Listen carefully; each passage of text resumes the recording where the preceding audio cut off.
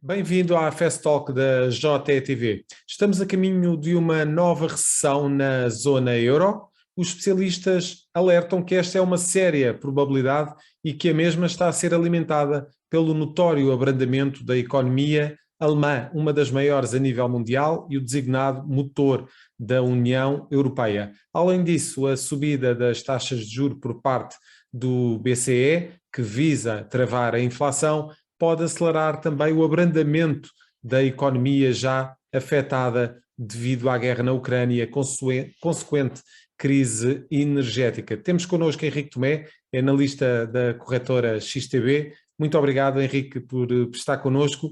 Pergunto-lhe desde já porque é que a hipótese de uma recessão em Portugal em 2023 é encarada como menos provável do que no resto da zona euro.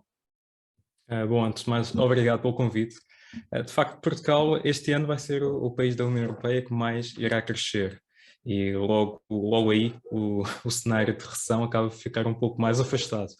No entanto, temos de ter aqui em atenção um aspecto, é que a inflação tem vindo a agravar-se muito em pouco tempo. Há uns meses a inflação em Portugal até estava abaixo da média europeia, mas neste momento até já se está a posicionar acima da média europeia. E seja em Portugal, seja em que economia for, sempre que nós temos cenários em que os preços continuam a subir, a economia naturalmente começa a dar sinais também de abrandamento. Portanto, é expectável que a economia portuguesa comece também a dar sinais de abrandamento, mesmo que não se aplique já este ano, embora acho que dificilmente, porque nós estamos com uma taxa de inflação bastante elevada e que deverá prejudicar o crescimento do PIB na Europa, em Portugal e na Europa também. Uhum. E que fatores é que poderão, de certa forma, salvaguardar Portugal dessa possibilidade de recessão na Europa, na zona euro? Portugal não tem muita autonomia no que diz respeito às políticas monetárias, está dependente então do BCE. Exato.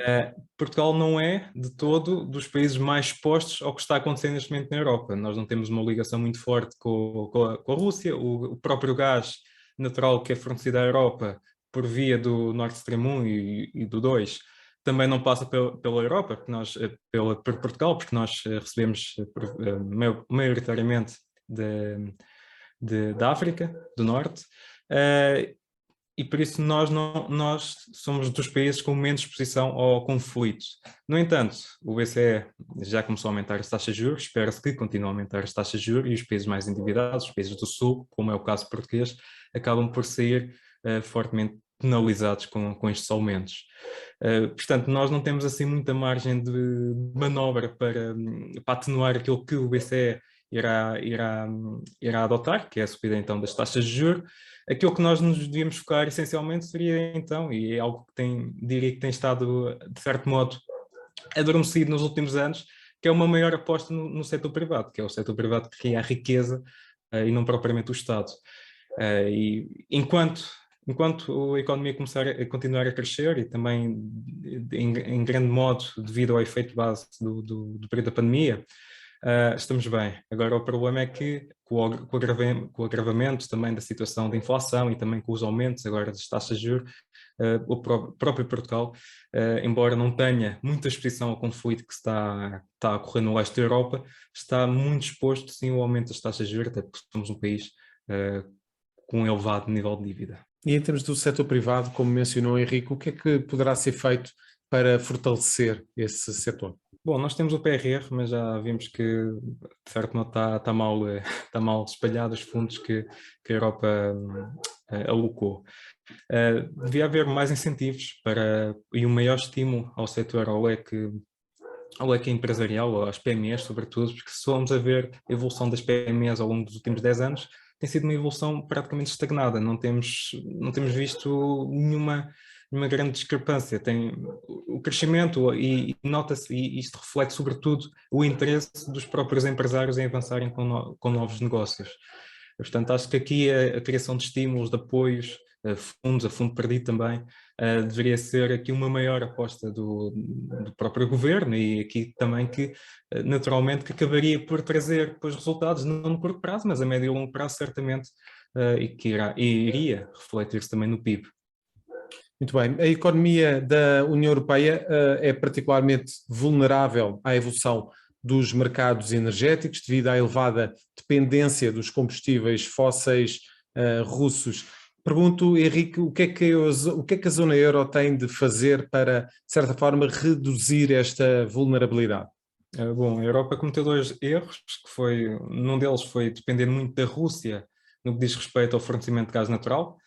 De certo modo percebe-se porque acaba por ser também uma das melhores alternativas que a Europa tem, infelizmente.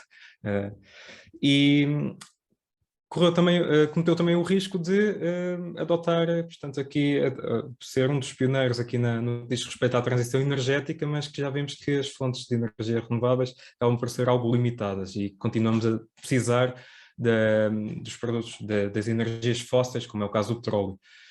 Neste momento, a Europa vê-se de mãos atadas aqui com esta situação e, portanto, temos aqui uma situação em que as alternativas poderão ter um elevado custo económico para toda a zona euro.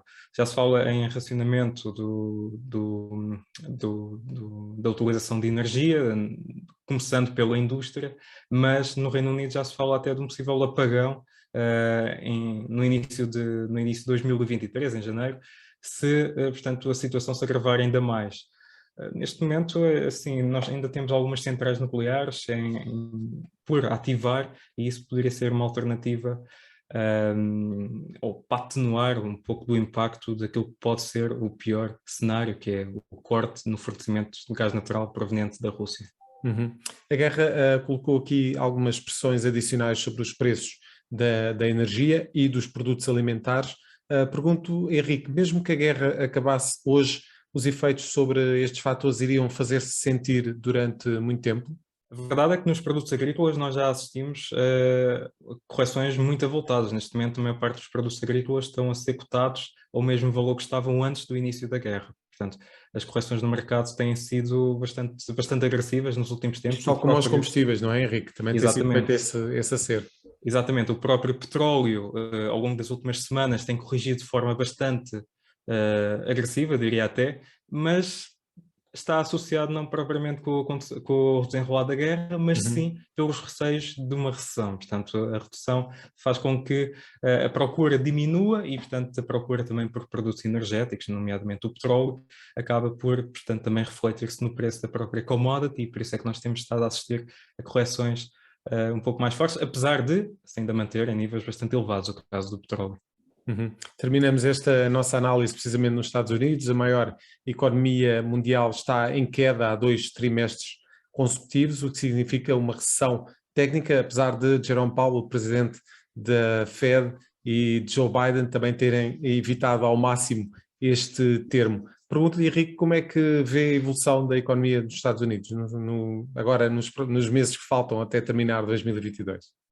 Exato, o primeiro semestre não foi de nada famoso para a economia norte-americana, que tem também sofrido aqui grandes problemas com o caso da inflação e tem adotado uma postura bem mais agressiva do que os restantes bancos centrais. Portanto, a Fed tem adotado aqui aumentos bastante agressivos e aumentos que já não se via há vários anos e que tem aqui criado, de certo modo, tem a Fed tentado arrefecer um pouco a economia.